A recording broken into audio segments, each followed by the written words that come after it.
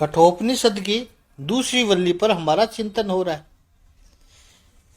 यमराजा कहते हैं, इस आत्मा को मेरे सिवाय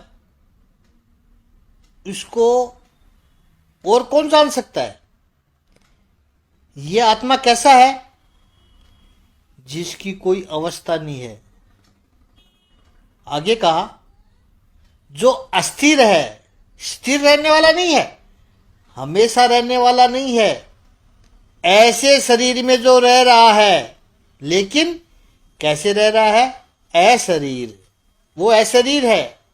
आत्मा शरीर में रहता है, लेकिन उसका अपना कोई शरीर नहीं है। आप कह सकते हो कि ये कैसे संभव है?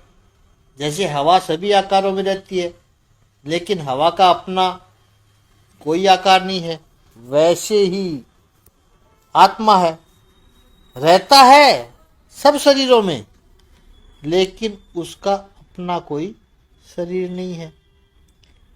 उसका अपना कोई शरीर नहीं है, इसीलिए तो सब शरीरों में रह सकता है।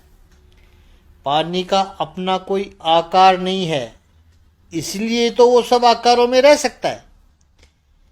इस अध्यात्म के रहस्य को समझें। जैसे पानी ने अपना आकार बना लिया, यानी पानी बर्फ में तब्दील हो गया, तो अब वो सब आकार में नहीं रह सकता है। तो जो निराकार है वही सब आकारों में रह सकता है। जिसकी कोई अपनी अपेक्षा नहीं है, वही सबका अपना बन सकता है। जो अपनी अपेक्षा लेके बैठा है, अपना एजेंडा लेकर बैठा है, तो कहीं न कहीं तो कॉन्फ्लिक्ट आएगा ही, उसका टकराव जरूर आएगा कहीं न कहीं। दूसरा, वहां यही चाहने वाले लोग आएंगे, उसको उसके जैसे लोग आएंगे। कोई कहेगा मैं ये नहीं चाहता, मैं ये नहीं मानता, तो वो कहेगा तू अलग हो जा। मतांतर शुरू हुए। जिसका अपना कोई मत नहीं है, वही सबका हो सकता है, और सब लोग उसके मत वाले हो सकते हैं। महापुरुष कौन है? जैसे एक नौका नदी में जा रही थी, इससे समझे थोड़ा सा। दूसरे भी सब लोग बैठे थे, महापुरुष भी बैठे थे उसमें। बीच नदी में जब गए तो वहां पानी बढ़ने लगा, नौका हिलने डुलने लगी। नाविक ने कह दिया कि नौका में छोटा सा छेद हो गया भाई, उसमें से पानी आने लगा है, पानी बाहर निकालो नहीं तो नौका डूब जाएगी। सब लोग अपनी अंजलि से धोबा, राजस्थानी में बोलते, धोबे से पानी निकाले, दोनों हाथों से भर भर के पानी निकाल रहे हैं, बाहर निकाल रहे हैं।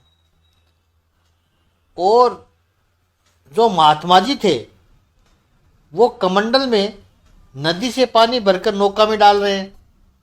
लोगों ने कहा पागल है, इसे रोको।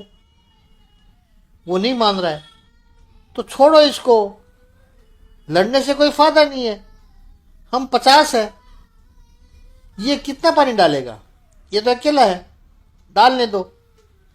नाविक कुशल था, नौका को किनारे तक पहुंचा दिया। अब यह सब सेफ जगह पे पहुंच गए। अब महात्मा जी ने अपने कमंडल में नाव का पानी नदी में डालने लगे। नाव का पानी नदी में डाल के, नाव से पानी निकाल के नदी में डालने लगे, उल्टा करने लगे।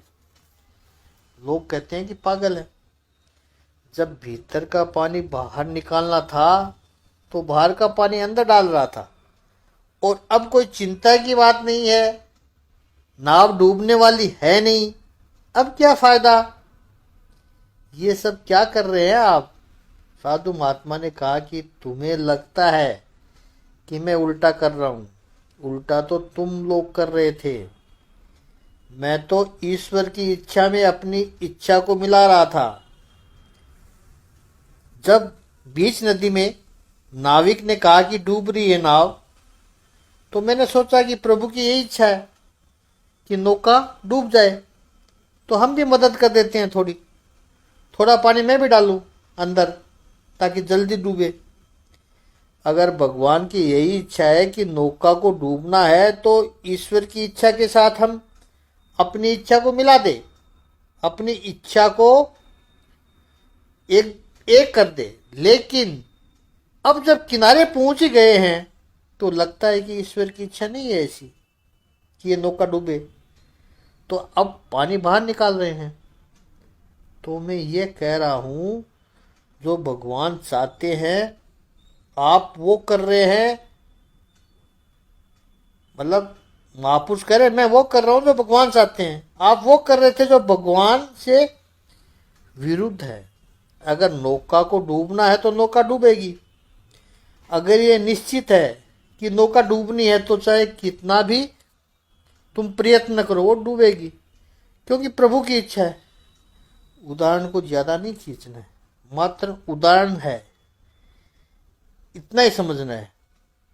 ऐसा नहीं है कि हम हाथ पे हाथ धर के बैठ जाएंगे कि ऐसा, इस उदाहरण में ऐसा नहीं कहा है। हमें अपना प्रयत्न चालू रखना चाहिए। महात्मा जी ने जो किया वो एक उदाहरण मात्र है, उसको ये नहीं कहेंगे महात्मा जी गलत कर रहे, ठीक है ये उदाहरण है, ये हकीकत नहीं है, इसको हकीकत नहीं समझे। कहने का आशय भगत ये होता है जो अपनी इच्छा को परमात्मा के साथ मिला दे। इसमें कोई आश्चर्य नहीं है कि संसारी लोग भगत को पागल समझे, क्योंकि संसार में होता ही यही है कि भगवान की इच्छा से अलग करते हैं, अपनी इच्छा से करते हैं। इस दुनिया में अपनी इच्छा जैसा कुछ होता ही नहीं है। जो भी होता है परमात्मा की इच्छा से होता है, और उसको जो स्वीकार कर सके, मैं ये कर दूंगा, मैं वो कर दूंगा, कुछ भी नहीं कर सकते हो भाई। अगर हम चाहते वैसा होता तो कोई किसी को चैन से जीने ही नहीं देता। जिसकी इच्छा चलती है उसे पहचाने, शरीर के भीतर रह रहा है, वो रहता हुआ है। ये जो अशरीर है, शरीर के भीतर रहा हुआ ये जो अशरीर है, और उसके साथ जब समन्वय होगा वही आत्म तत्व को पहचान सकता है, वही उसका साक्षात्कार कर सकता है। ये विभु, विभु यानी सर्वव्यापी, यमराज नचिकेता को तो कह रहा है कि इस विभु को, परमात्मा को जानकर फिर व्यक्ति किसी भी कारण का शोक नहीं करता है। कोई कहे मत्वा धीरो न सोचती, या नचिकेता कहे कि यमराज जी आपकी बात सही है, दूसरी बल्ली भी पूरी होने को आ गई, लेकिन अभी तक आपने बताया नहीं कि आत्मा का क्या होता है और आत्मा की अनुभूति कैसे हो। मुझे तो यही जानना है कि आत्मा कैसे मिलेगी, उसी के लिए तो मैं इतना अधीर हो रहा हूं। तो यमराज 23वें मंत्र में कहते हैं, नचिकेता तू ये समझ रहा है कि मेरी बातें सुनकर तुझे आत्मा का दर्शन हो जाएगा, तो ये आत्मा प्रवचनों से नहीं मिलता है। बहुत बुद्धि होगी तो मिल जाएगा, ऐसा भी नहीं है। कई बार तो ऐसा लगता है कि बुद्धि ही आत्म प्राप्ति में विघ्न बनती है और सीधे लोग तुरंत पहुंच जाते हैं। बहुत सुनकर भी आत्मा नहीं मिलती है। यानी जो वक्ता उपदेश करते हैं और जो श्रोता सुनते हैं, तो आत्मा नहीं मिल सकती है। इस भ्रम में कभी मत रहना कि सुन लिए तो आत्मा मिल जाएगी, नहीं मिलेगी। यमराज कह रहा है सुनने के बाद कुछ करना पड़ेगा, आचरण में लाना पड़ेगा। केवल सुनने से मिल गया तो क्या ये सब प्रवचन करना ये सब आवश्यक नहीं है? उपदेश का श्रवण करना आवश्यक नहीं है? आवश्यक है, अति आवश्यक है। यह सब करने से आत्मा यह तय करता है कि मुझे किसको मिलना है, किसके सामने अपना प्रदर्शन करना है, उसी को आत्मा मिलता है।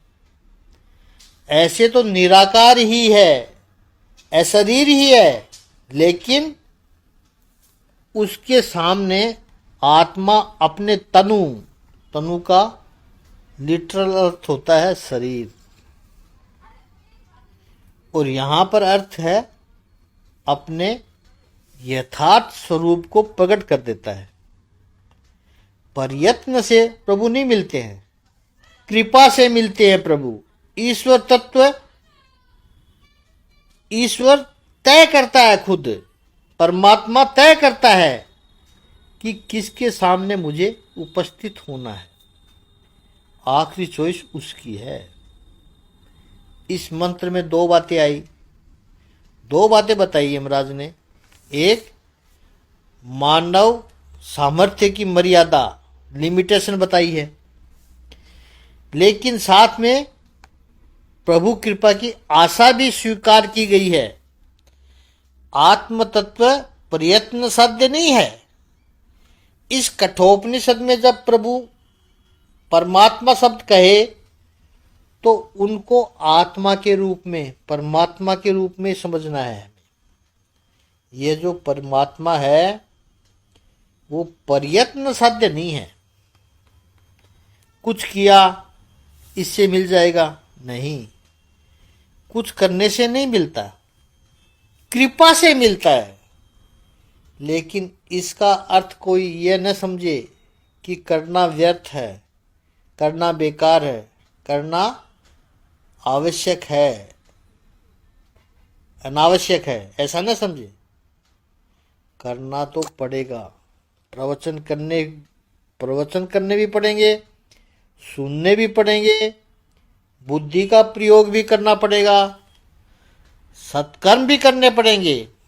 ये सब करना पड़ेगा। क्यों? ताकि उसकी कृपा प्राप्त हो। कृपा ये अधिकार नहीं है, और जो अधिकार नहीं है उसी को तो कृपा कहते हैं। इतनी माला जप दी मैंने, चलो अब प्रभु आ जाओ। इतने तप कर दिए, चलो आ जाओ प्रभु। अब 1.25 महीने में 1.5 फीट दाढ़ी बढ़ा ली, आ जाओ प्रभु अब और कितनी बढ़ाऊं। ये तो अधिकार बन गया। इसलिए आप अध्यात्म को देखोगे, कुछ लोगों को बहुत जल्दी प्राप्त हो जाता है, और कई लोग जन्म जन्मांतर तक प्रयत्न करते हैं, फिर भी कुछ नहीं होता। प्रभु की कृपा है, केवल उसकी मर्जी है। यहाँ तुलसीदास जी का एक दृष्टांत बड़ा ही प्यारा लगता है कि परमात्मा की प्राप्ति के लिए संसार में 3 मार्ग प्रचलित है: ज्ञान, कर्म और भक्ति। ज्ञान, कर्म और भक्ति। अब तुलसीदास जी कहते मेरे पास तो कुछ भी नहीं है, फिर भी उनको भगवान की प्राप्ति हुई। कैसे हुई? उस पर हम ज्ञान, भक्ति और कर्म, इन तीनों पर कल हम विशेष चिंतन करेंगे। आज इतना ही। ओम श्री सच्चिदानंद भगवान की जय। ओम श्री आनंद गंध भगवान की जय।